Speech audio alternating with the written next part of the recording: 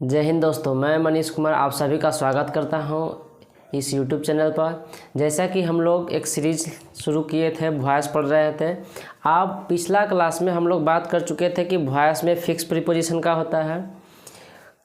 Present indefinite के जो structure थे एक्टिव से पैसिव वाले वो भी जान चुके थे।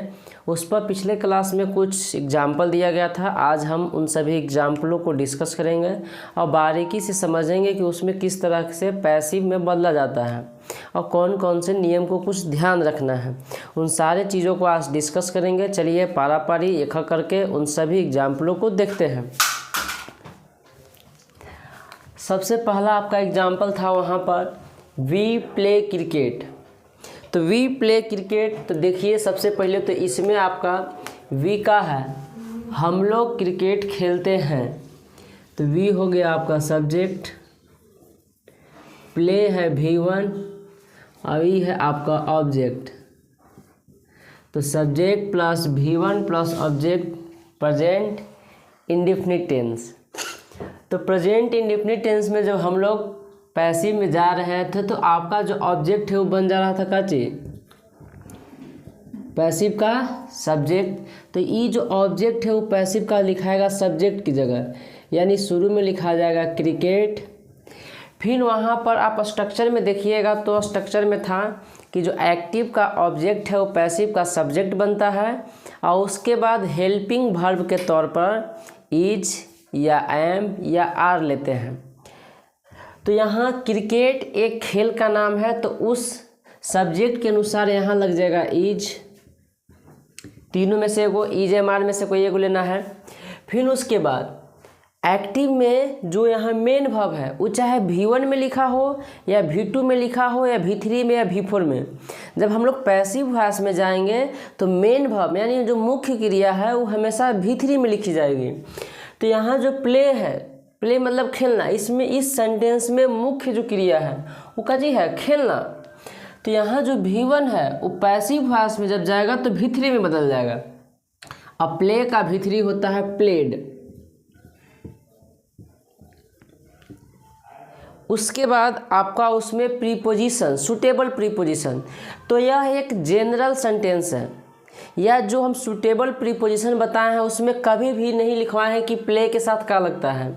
तो जिसको साथ नहीं लिखवाया गया है तो उसको में आपको बाय लगाना है, लेकिन जिसमें लिखवाया गया सूटेबल प्रीपोजिशन तो उसके साथ फिक्स वही प्रीपोजिशन का प्रयोग करना है जो पिछले वीडियो में बताया गया है। तो प्ले अपने साथ जनरल सेंटेंस में हमेशा जो है प्रीपोजिशन के तौर पर बाय लेता है। तो देखिए पैसिव वॉइस में ऑब्जेक्ट सब्जेक्ट बन गया, हेल्पिंग वर्ब के तौर पर हम लोग इज एम आर तीनों में से एक लेंगे, वो आएगा किसके अनुसार, इस सब्जेक्ट के अनुसार। फिर जो आपका मेन वर्ब है वो V3 फॉर्म में लिखाएगा।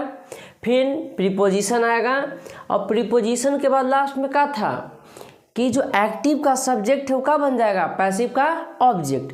तो देखिए एक्टिव का सब्जेक्ट क्या है, वी। तो ये जब ऑब्जेक्ट स्थान पाएगा तो वी का ऑब्जेक्टिव केस क्या होता है, वी का ऑब्जेक्टिव केस पिछले वीडियो में बताया गया था प्रोनाउन का चार्ट बनाकर। तो वहाँ पर जाके देख लीजिएगा वी का जो ऑब्जेक्टिव केस होता है वो होता है आपका अस। तो आपका पहला सेंटेंस का जो पैसिव वॉइस है बन गया। एक्टिव में था वी प्ले क्रिकेट, जब इसका पैसिव वॉइस बनाइएगा तो क्रिकेट पहले आ जाएगा। फिर हेल्पिंग वर्ब देखना है इज एम आर, फिर V3 देखना है, फिर बाय, और उसके बाद जो आपका वी था वो कन्वर्ट हो गया अस में, ऑब्जेक्टिव केस में। ठीक इसी प्रकार से दूसरा question, she eats a mango. तो यहाँ पर सी का है, काम करने वाला आदमी है यानी सब्जेक्ट है। यहाँ ईट्स इसमें मुख्य वर्ब है, किस रूप में, V5 रूप में। मेन इसमें देखिए एस लगल है, तो वैसा वर्ब जिसके लास्ट में एस या एस जोड़ा जाता है ना वो होते हैं आपके V5, या उसे हम लोग सिंगुलर वर्ब भी कहते हैं। जबकि नाउन में अलग है, अगर किसी नाउन में आप एस या एस जोड़िएगा ना तो प्लूरल बन जाता है, जबकि वही चीज़ वर्ब में एस या एस जोड़िएगा तो सिंगुलर बन जाता है। तो ये बात ध्यान रखिएगा। तो ई ईट्स V5 है, क्या खाता है, तो एक आम खाता है। तो ई पूरा का पूरा आपका क्या हो गया, ऑब्जेक्ट। तो जब इसका पैसिव वॉइस बनाइएगा तो क्या बनेगा, ई ऑब्जेक्ट सब्जेक्ट के स्थान पर आएगा पैसिव में, तो ए मैंगो, मैंगो के गो है एगो, तो उसके अनुसार इज एम आर में से क्या आना चाहिए, इज आना चाहिए, तो इज। ईट्स, यहाँ ईट्स V5 फॉर्म में है, लेकिन पैसिव में हमेशा क्या चाहिए V3, तो ईट का V3 होता है ईटेन। ईटेन के बारे में भी हम नहीं लिखवाए हैं कि ईट अपने साथ फिक्स प्रीपोजिशन के तौर पर क्या लेता है, तो जिसमें नहीं लिखवाया गया है उसमें यूज करना है बाय। तो ये हो गया ईटेन बाय, किसके द्वारा खाया गया है, उसके द्वारा। तो सी का अब क्या लेंगे, ऑब्जेक्टिव केस, और ऑब्जेक्टिव केस का होता है सी का हर। तो दूसरा सेंटेंस का पैसिव वॉइस बनेगा a mango is eaten bye हर। ठीक तीसरा सेंटेंस देखिए, Rahul paints the wall, Rahul जो है दीवार को पुताई करता है, रंगता है उसको। तो काम करने वाला व्यक्ति का होता है सब्जेक्ट, काम हो का चीज रहा है पेंट करने का, ये हो गया वर्ब, V5 रूप में दिया गया है। काम हो किस पर रहा है, वाल पर, तो ये क्या हो गया आपका ऑब्जेक्ट। तो जब इसका आप पैसिव वॉइस बनाइएगा तो क्या हो जाएगा, तो पैसिव वॉइस में ई ऑब्जेक्ट आ जाएंगे सब्जेक्ट की जगह, यानी द वाल, वाल। अब वाल तो एक ही के बारे में बात है, तो बेसिकली इज। यहाँ है मेन वर्ब पेंट्स V5 के रूप में, जबकि हमको पैसिव में हमेशा क्या देखना है V3, तो पेंट का V3 का होता है पेंटेड, ये हो गया आपका पेंटेड। फिर जनरली लगाना है बाय, किसके द्वारा किया जा रहा है, राहुल के द्वारा। तो लास्ट में राहुल का ऑब्जेक्टिव केस राहुल ही लिखना है, ऐसा नहीं कि राहुल का ऑब्जेक्टिव केस के तौर पर हम हिम लगा देंगे, नहीं, वो नरेशन में चेंज होता है। लेकिन यहाँ पैसिव वॉइस में अगर कोई नाउन दिया गया है सब्जेक्टिव केस में, तो वो डिट्टो उसी तरह से उतरता है आपका ऑब्जेक्टिव केस में। तो यहाँ राहुल जस के तस लिखाएगा। नेक्स्ट, तो आपका तीसरा क्वेश्चन का जो पैसिव वॉइस बनेगा, the wall is painted bye Rahul. चौथा क्वेश्चन है, the this knife cuts this bamboo, यह चाकू यह बांस को काटता है। तो काटने का काम का कौन कर रहा है, ये चाकू कर रहा है, तो जो काम करेगा वो क्या हो जाएगा आपका सब्जेक्ट। काम हो कुछ ही रहा है काटने का, तो ये आपका वर्ब है, किस रूप में दिया है V5। काम हो किस पर रहा है, तो बम्बू पर, तो ये बम्बू का हो जाएगा आपका ऑब्जेक्ट। जो काम करता है वो सब्जेक्ट, जो काम हो रहा है वो वर्ब, और जिस पर काम होता है या जिस काम का असर जिस चीज़ पर दिखाई देता है वो ऑब्जेक्ट। तो इस चौथे सेंटेंस में ऑब्जेक्ट है दिस बम्बू। तो जब इसका हम PV बनाएंगे पैसिव वॉइस, तो ई ऑब्जेक्ट उसका बन जाएगा सब्जेक्ट, यानी दिस बम्बू, दिस।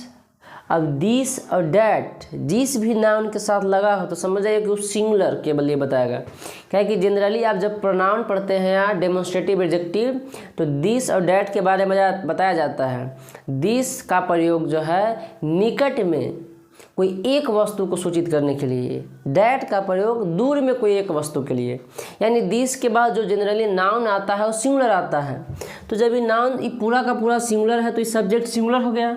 अब सिंगुलर के अनुसार से इज लगेगा, तो दिस बम्बू इज कट्स, यहाँ था कट्स, तो कट का V3 फॉर्म का होता है, कट का V2 V3 सेम होता है, V1 भी, कट कट कट, तो दिस बम्बू इज कट।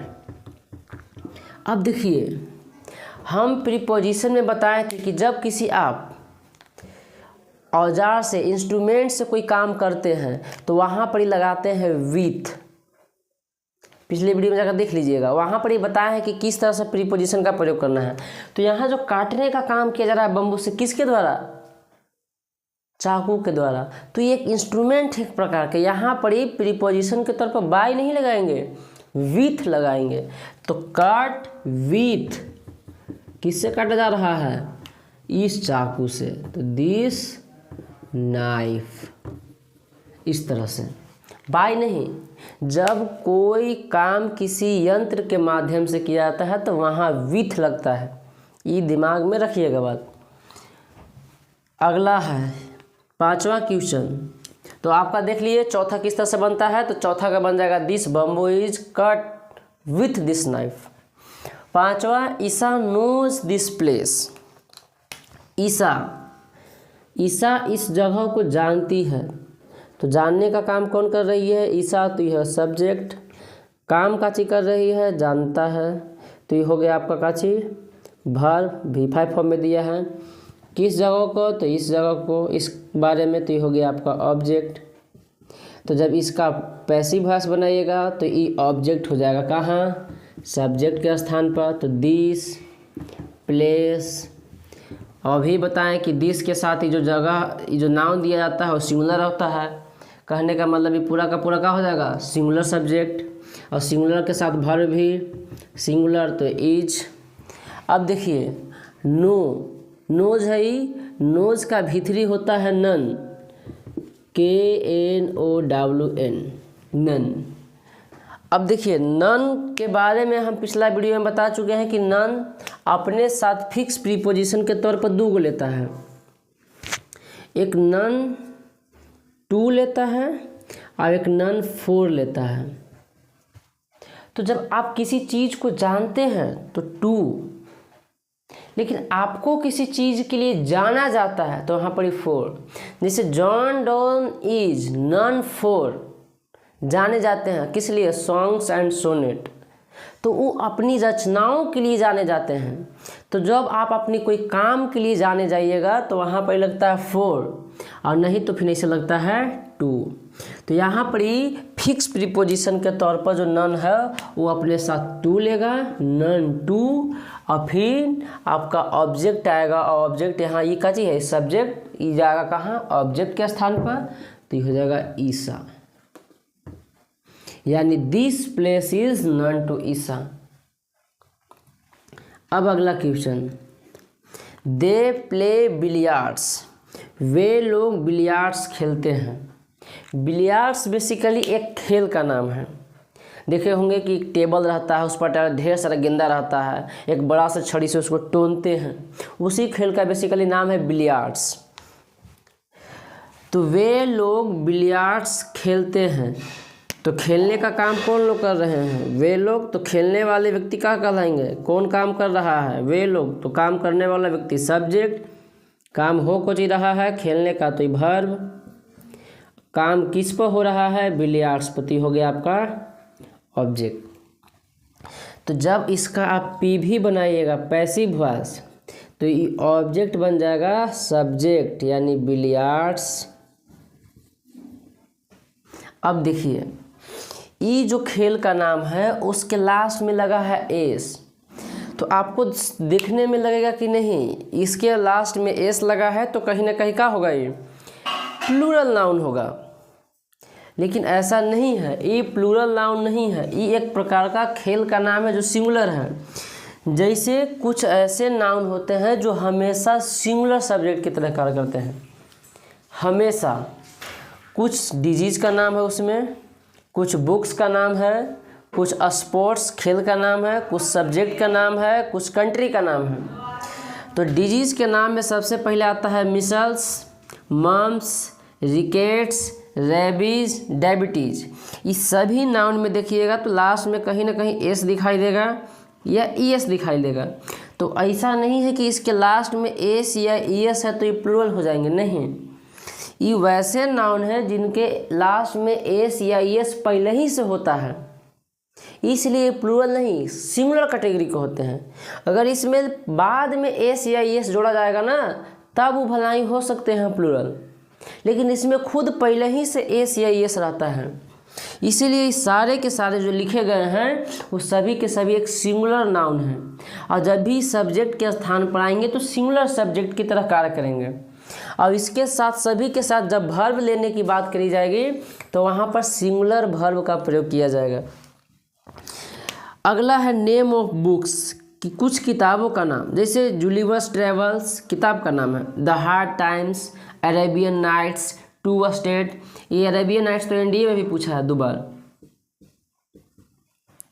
उसी तरह से कुछ स्पोर्ट्स खेल का भी नाम है, जैसे चेस, कार्ड्स मतलब वही 52 पत्ती, बिलियर्ड्स, टेनिस। ये सब के देखिए लास्ट में एस आएगा कहीं ना कहीं, किसी में एस आएगा, किसी में ईएस आएगा। सब्जेक्ट के नाम physics, economics, mathematics, civics, politics, ये सब में क्या आ रहा है, कहीं ना कहीं एस आ रहा है। तो ऐसा नहीं है कि सब प्लूरल है, नहीं, ये हमेशा सिंगुलर है। कुछ कंट्री का नाम भी है, द यूनाइटेड स्टेट्स, ये कंट्री का नाम है, द यूए एमिरेट्स, जिसको हम लोग दुबई कहते हैं। दुबई बेसिकली शहर, बेसिकली वो कंट्री नहीं है, एक बहुत बड़ा शहर है, इसी देश में आता है।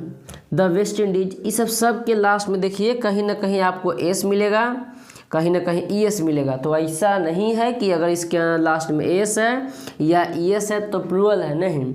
ये वैसे नाउन हैं जो हमेशा देखने में तो प्लूरल लगते हैं, लेकिन यूज इनका हमेशा सिंगुलर की तरह होता है। इनके साथ वर्ब भी आएंगे तो सिंगुलर आएंगे। तो इस नियम के अनुसार इन कारणों से जो आपका बिलियर्ड्स है, वो बिलियर्ड्स भी एक खेल का नाम है, और खेल के नाम होने के कारण इसमें ऑलरेडी पहले ही से ही एस लगा होता है। तो ये कोई प्लूरल सब्जेक्ट नहीं है, ये एक सिंगुलर सब्जेक्ट है। और जब सब्जेक्ट सिंगुलर है तो वर्ब भी सिंगुलर आएगा। तो ईज, एम, आर में से जो है का लेगा, तो ईज लेगा। एम तो बेसिकली लेगा नहीं। अब आर कब लेता है, जब भी प्लूरल होता है, लेकिन प्लूरल ही है नहीं। तो बिलियर्ड्स ईज। अब ईज के बाद का ये जो V1 फॉर्म में है उसको यहाँ कन्वर्ट कर देंगे V3 यानी प्लेड, और फिर बाय, और उसके बाद दे का ऑब्जेक्टिव कैसे आता है, देम। तो बनेगा billiards is played by them, ना कि बिलियर्ड्स आर। ये बात को बहुत गौर से ध्यान रखिएगा, क्या कि जब आप नाउन भी पढ़े होंगे तो उसमें रूल लिखवाया जाता है, इम्पोर्टेंट रूल, जो आपको इधर भी पूछता है, ऑब्जेक्टिव में भी पूछ देता है, आप जब एसएससी के दीजिएगा उसमें भी पूछता है। तो ये महत्वपूर्ण नियमों में से एक नियम है नाउन में। इसी तरह से कुछ ऐसे भी नाउन होते हैं जो हमेशा प्लूरल आते हैं, जैसे उस केस में आता है people, infantry, gentry, cavalry, police, public. ये सब जो नाउन है वो हमेशा प्लूरल कैटेगरी के होते हैं, यानी वो देखने में तो सिंगुलर लगेंगे, जैसे पुलिस है, पब्लिक है, तो ये देखने में सिंगुलर है, लेकिन फिर भी इनका प्रयोग हमेशा प्लूरल नाउन की तरह किया जाता है, और उनके साथ वर्ब भी आता है ना, तो प्लूरल कैटेगरी का आता है। ठीक उसी प्रकार की नाउन है, ये देखने में प्लूरल है लेकिन यूज सिंगुलर है, और वो देखने में सिंगुलर है लेकिन यूज प्लूरल है। तो चलिए अब इसके बाद आगे हम लोग एग्जाम्पल को और देखते हैं। तो चलते हैं आगे, अब वीडियो में बढ़ते हैं, और अब आगे जो कुछ सेंटेंस दिए गए थे एग्जाम्पल के तौर पर उनको बनाने का प्रयास करते हैं, बनाते हैं पारा पारी। तो सबसे अब 7वां क्वेश्चन है, उसमें दिया गया है बीज मेक हनी, मधुमक्खियाँ शहद बनाती हैं। तो बनाने का काम हनी कर रही हैं, ये आपका वर्ब हो गया, ये आपका क्या हो गया, ऑब्जेक्ट। तो जब इसका पैसिव वॉइस बनाइएगा तो क्या बन जाएगा, हनी पहले लिखा जाएगा, हनी। अब बताइए हनी के साथ हेल्पिंग वर्ब के तौर पर क्या लेगा, इज, एम या आर। तो देखिए हनी एक प्रकार का क्या है, अनकाउंटेबल नाउन, शहद। और बेसिकली जो भी अनकाउंटेबल नाउन है उसके साथ हम लोग सिंगुलर वर्ब का प्रयोग करते हैं, तो उस हिसाब से आपका हो जाएगा इज, हनी इज। मेक का V3 हो जाएगा मेक्ड, बाय किसके द्वारा, बीज, मधुमक्खियों के द्वारा। ठीक उसी प्रकार से जब आगे बढ़िएगा तो he look after his grand parents, वह अपने ग्रैंड पेरेंट्स, कहने का मतलब दादा दादी का ख्याल। लुक आफ्टर, ये जो लुक आफ्टर दिख रहा है बेसिकली एक इका है, फ्रेज है। फ्रेज मतलब कोई वर्ब के साथ अगर प्रीपोजिशन जुड़ जाए और उस प्रीपोजिशन के जुड़ने के बाद जो उसका एक नया वर्ड बनता है उसी को फ्रेज कहते हैं। तो यहाँ जो लुक आफ्टर है ये दोनों अलग अलग नहीं है, ये दोनों में एक में है। जैसे अगर बात कीजिएगा केवल लुक, तो लुक का मतलब होता है देखना किसी चीज़ को, लेकिन इसके साथ जब हम प्रीपोजिशन के तौर पर आफ्टर जोड़ देते हैं तो ये बनता है फिर लुक आफ्टर, जिसका मतलब होता है देखभाल करना। इसी के साथ अगर प्रीपोजिशन के तौर पर लुक इनटू, तो किसी चीज़ का छानबीन करना, खोज करना। तो इस तरह से जब आप वर्ब में प्रीपोजिशन को जोड़ते हैं तो एक नया टाइप का फ्रेज बनता है जिसका अर्थ अलग होता है। इस जनरली लुक का अर्थ क्या होता है? देखना, लेकिन जब उसके साथ आफ्टर जोड़ रहे हैं प्रीपोजिशन तो उसका का मीनिंग बदल जा रहा है। इसका मीनिंग क्या हो जा रहा है? देखभाल करना। लुक इनटू, तो लुक का मतलब तो पहले केवल देखना था, लेकिन जब प्रीपोजिशन यहाँ इनटू आया तो उसका मतलब होगा किसी चीज़ को सर्च करना, खोजबीन करना। तो जब आप किसी भी वर्ब में कोई प्रीपोजिशन को जोड़ते हैं तो उसके बाद एक नया वर्ड मिलता है जिसका नाम है फ्रेज। तो ये ठीक उसी प्रकार से ये लुक आफ्टर अलग अलग नहीं बल्कि एक ही गो में लिखा गया है लुक आफ्टर। अब ये दोनों को मिलाने के बाद इसका अर्थ निकलता है देखभाल करना। तो इस सेंटेंस से आपको ये दिमाग में रखना है बात कि जब भी आप इसका पैसिव वॉइस बनाइएगा तो आपका जो एक्टिव में जो पहले से प्रीपोजिशन दिया गया है उस प्रीपोजिशन के साथ किसी भी प्रकार का छेड़खानी नहीं करना है। जैसे समझिए ये एक्टिव वॉइस है, ये आपका सब्जेक्ट है, ये पूरा का पूरा क्या हो गया? वर्ब। अभी आपका ऑब्जेक्ट। तो चलिए बनाते हैं पहले। तो इसका जब पी बनाइएगा तो क्या बनेगा? हीज ग्रैंड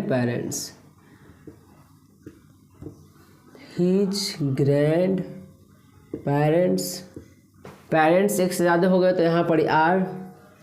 अब देखिए यहाँ पड़ी लुक्ड आफ्टर, जस्ट के तस लिख देना है। जैसे यहाँ V1 था तो प्रीपोजिशन, अब V3 बनाने की बात आएगी तो प्रीपोजिशन में V3 बनता है नहीं। V3 किसका होता है? वर्ब का फॉर्म होता है। ये दोनों में वर्ब कौन है? लुक। तो जब V3 बनाएंगे तो केवल वर्ब का बनाएंगे, लेकिन उसके तुरंत बाद वो प्रीपोजिशन को लिखना है। ये दोनों का मतलब होगा यहाँ पर देखभाल करना। अब देखिए ये हो गया आपका सब्जेक्ट, ये हेल्पिंग वर्ब, ये हो गया वर्ब, मेन वर्ब। अब इसके बाद क्या चाहिए? प्रीपोजिशन। तो प्रीपोजिशन के तौर पर इसमें क्या देंगे? बाय। और आपका ही का होगा ऑब्जेक्टिव किसका? चाहिए हिम। अगर एक्टिव में पहले से प्रीपोजिशन दिया है तो पैसिव में उस प्रीपोजिशन को जस के तस लिखेंगे, किसी भी प्रकार का कोई छेड़खानी नहीं करना है। और जो उसके बाद जो सुटेबल प्रीपोजिशन अगर लग रहा है तो वो लगाएंगे, और नहीं तो जनरली हम लोग जो बाई का प्रयोग करते हैं वो करेंगे। अगला सेंटेंस, द न्यूज़ सरप्राइजेज अस। तो ये ऑब्जेक्ट हो गया, ये आपका वर्ब है, ये आपका सब्जेक्ट है। तो जब पैसिव वॉइस बनाइएगा तो क्या होगा? अस कन्वर्ट होगा सब्जेक्टिव केस में, तो अस का सब्जेक्टिव केस वी के साथ लग जाएगा आर। अब देखिए सरप्राइज, तो हम फिक्स प्रीपोजिशन में लिखवाए थे सरप्राइज, शॉक्ड, अमेज्ड, एस्टोनिश्ड, वो सब के साथ प्रीपोजिशन का आता है एट। तो यहाँ पर वी आर सरप्राइज्ड, फिर प्रीपोजिशन के तौर पर क्या देंगे? एट। फिक्स प्रीपोजिशन है कि सरप्राइज के साथ क्या लगता है? एट लगता है। तो ये एट हो गया, और उसके बाद फिर ऑब्जेक्ट केस में द न्यूज, जस के तस। अब आगे बढ़िए। People laugh at me. ये देखिए ई प्रीपोजिशन में ई एक्टिव वॉइस में पहले ही जो है लाफ के साथ ऐट दिया है। तो इसको जब पैसिव वॉइस बनाएंगे तो ऐसा नहीं कि लाफ को ऐट जो लिखा गया उसको उड़ा देंगे, भगा देंगे, नहीं, उसको जस के तस छोड़ देंगे। तो चलिए पैसिव वॉइस इसका बनाइएगा। तो ई ऑब्जेक्ट है तो ऑब्जेक्ट का सब्जेक्ट आई होगा, आई के साथ एम। अभी देखिए अब इसके बाद V3 चाहिए, तो ये ऐट प्रीपोजिशन है, मेन वर्ब तो यही है, तो ये लाफ का V3 बना दीजिए आप।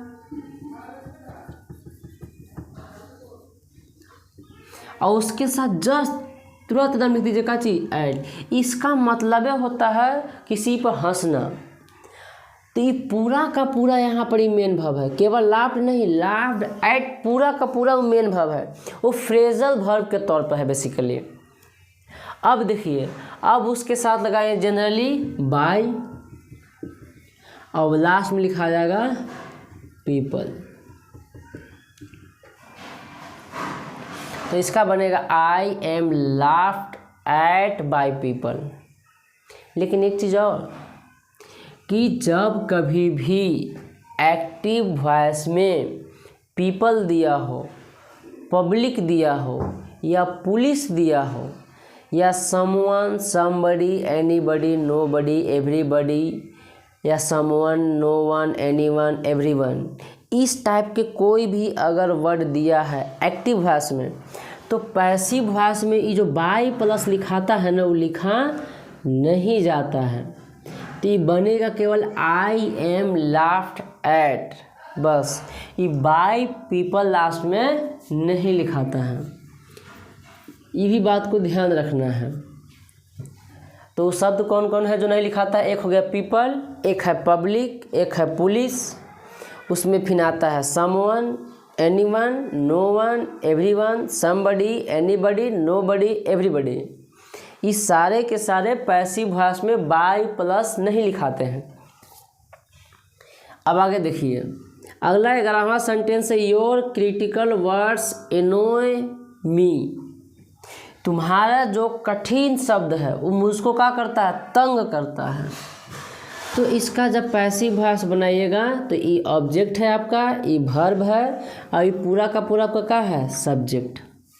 तो मी कन्वर्ट हो जाएगा आई में, आई के साथ एम। अब एनॉय का भीतरी होता है एनॉयड, ई डी लग जाता है। अब देखिए, एनॉय के साथ प्रीफिक्स प्रीपोजिशन बताए थे, एनॉय, वेक्स, एंग्री, 3 चीज़। उसमें फिक्स प्रीपोजिशन के तौर पर बताए थे कि जब किसी वस्तु से या किसी चीज़ से आप गुस्सा हैं तो विथ, और जब किसी व्यक्ति से गुस्सा है तो एनॉय एट। किसी वस्तु के कारण गुस्सा है, तंग आ चुके हैं तो विथ, पर्सन तो एट। सॉरी, जब किसी आप वस्तु से गुस्सा है तो वहाँ एट लगाना है, जब किसी पर्सन से गुस्सा हो गए हैं तो वहाँ पर ही विथ लगाना है। पर्सन विथ, गुस्सा होइएगा तो किसी व्यक्ति से, नहीं तो साथ ही ना गुस्सा होइएगा, तो विथ। और जब किसी वस्तु से गुस्सा हो गया तो वहाँ पर ही एट लगाना है। तो देखिए, यहाँ पर ही जो आदमी तंग आया है वो किसी व्यक्ति से तंग नहीं आया है, उस व्यक्ति के द्वारा जो कठिन शब्द बोले गए हैं ना, उसके से तंग आ गया है।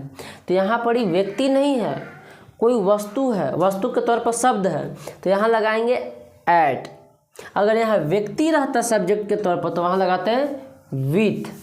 तो यहाँ एनॉयड एट, किस चीज़ पर गुस्सा है, तंग आ चुका है, योर क्रिटिकल वर्ड।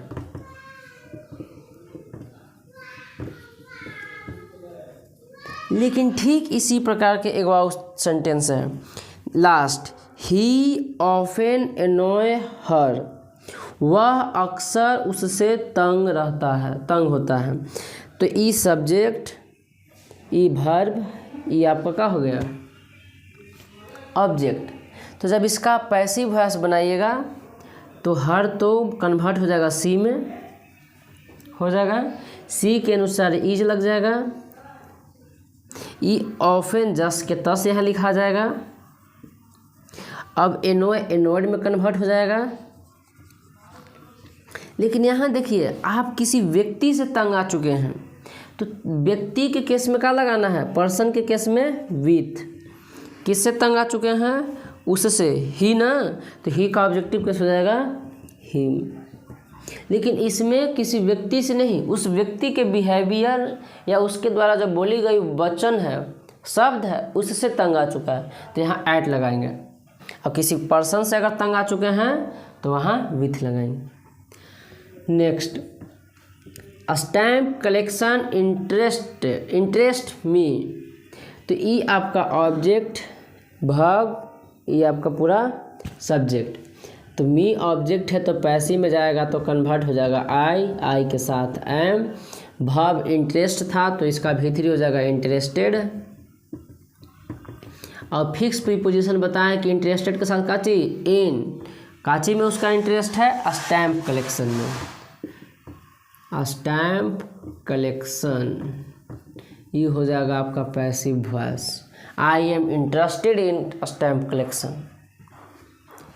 ठीक उसी प्रकार से फायर इंगल्फ्स दिस बिल्डिंग, आग जो है इस बिल्डिंग को अपने आगोश में ले लेता है।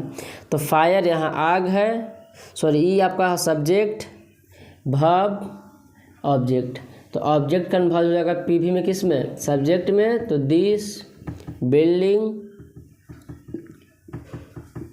यह बिल्डिंग यानी इज, इंगल्फ का V3 होता है ईडी लगा दीजिए बस, इंगल्फ। अब इंगल्फ के साथ भी लिखवाएंगे का चीज इन, इंटरेस्टेड इन, इंगल्फ्ड इन, किसके अंक्रोश में आ जाती है, फायर। ये हो गया आपका। अब आगे देखिए, tap water fill this tank, sorry tap water fills this tank.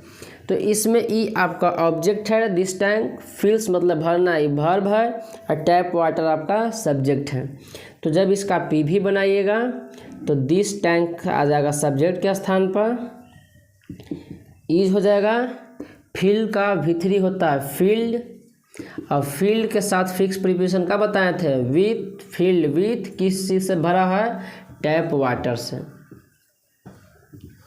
तो बन जाएगा this tank is filled with tap water. अगला, हर ऑडेसियस बिहेवियर ऑफन सरप्राइजेज अस, तुम्हारा जो दुस्साहस बिहेवियर है, बर्ताव है, वो अक्सर मुझे अचंभित कर देता है। तो ई देखिए, हर ऑडेसियस बिहेवियर, ये पूरा का पूरा क्या है, सब्जेक्ट। ये तो आपका बेसिकली एडवर्ब है। ई आपका क्या हो जाएगा, वर्ब। ई आपका है ऑब्जेक्ट। तो जब पैसिव वॉइस बनाएंगे तो ऑब्जेक्ट बन जाएगा सब्जेक्ट, यानी अस का हो जाएगा वी के साथ आर, ऑफन जस के तस लिखा जाता है, सरप्राइज का V3 लिख दीजिएगा, सरप्राइज्ड। सरप्राइज्ड के साथ फिक्स बताए हैं एट। अब एट के बाद ये जो सब्जेक्ट लिखा गया था वो ऑब्जेक्ट के स्थान पर डाल दीजिए, हर ऑडेसियस बिहेवियर।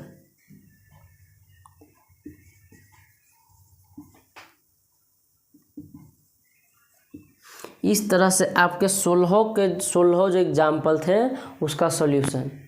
तो यहाँ से बातें, सबसे ज़्यादा बात ध्यान में क्या रखनी है कि कुछ वैसे नाउन जो हमेशा सिंगुलर होते हैं, भला ही उसमें एस या एस लगा रहता है, लेकिन फिर भी होता क्या चीज़ है, सिंगुलर। दूसरी बात, पीपल की एग्जाम्पल नंबर 10 कि कुछ वैसे शब्द होते हैं जो अगर एक्टिव में दिखाई देवे तो पैसिव में बाय प्लस वो सब्जेक्ट को लिखा नहीं जाता है। जैसे बताए थे people, public, police, someone, no one, anyone, everyone. इसी में फिर बड़ी डाल दीजिए, somebody, anybody, nobody, anybody, everybody, ये सब लास्ट में लिखे नहीं जाते हैं। तो चलिए, आज का वीडियो, आज जो भी बातें बताई गई हैं इस वीडियो में, उसको आपको पूरा समझ में आया होगा। इस बात को ध्यान रखिएगा और एक बार पुनः इन सारी चीज़ों को रिवाइज करने का काम कीजिएगा। मिलते हैं अगले वीडियो में, तब तक के लिए धन्यवाद। जय हिंद।